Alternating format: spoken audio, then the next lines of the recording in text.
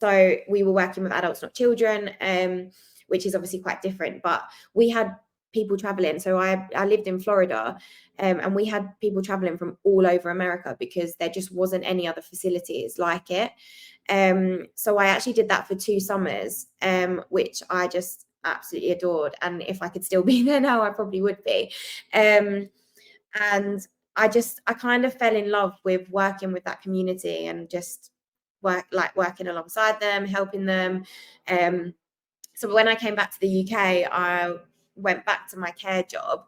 And then I became a special needs LSA in a school. So I was working with young children now, as like a one-to-one.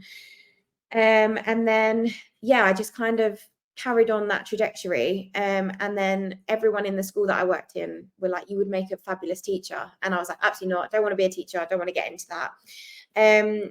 After a year or so, I got talked into becoming a teacher. So because I already had a degree, I did like the fast track route into teaching. So it's just a year course.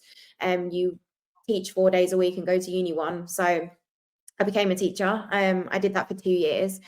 And then whilst I was doing my teaching, I did my personal training course on the side, purely because I wanted to just understand lifting a little bit better. I wanted to understand movement a little bit better just for my own like journey through fitness. I never did the course with the hopes of becoming a personal trainer to begin with. It was more just I'm going to learn more and it's going to help me in my own in my own fitness journey and my own, strength training and stuff like that. So I just did it as a side piece. And then I slowly realized that teaching wasn't for me. So I actually just decided to quit my job teaching and kind of thought, well, I've got this personal training course, maybe I'll make it into a career. But prior to that, from the gym is where I met Craig at Alt Movement. He worked as a CrossFit coach at the gym that I was at, and he kind of started talking about Alt Movement. And this was 2.5 years ago now, when I think it was still pretty much running out of Craig's garage and the odd sports hall.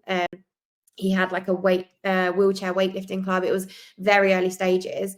And I was like, oh, like if ever you want like a helping hands, I'd love to come along and just help out at the classes if that's okay. So yeah, I just started volunteering with Alt Movement, attending the classes, just helping out from the early stages, and then obviously doing my personal training course, and then kind of has just gone from there. And 2.5 years later, here we are now with Alt Movement, the first CrossFit adaptive gym. So it was a very it wasn't like I'm going to become a personal trainer and I want to do this. It was just kind of like things happened, and here we are. That's just growing and growing. So Alt Movement now have their own gym, and they're the first gym in the UK to cater just for adaptive athletes. So if anyone ever wants to look up Alt Movement, and Alice is the coach there, and it's only just the start, really. It's going to be growing into great things.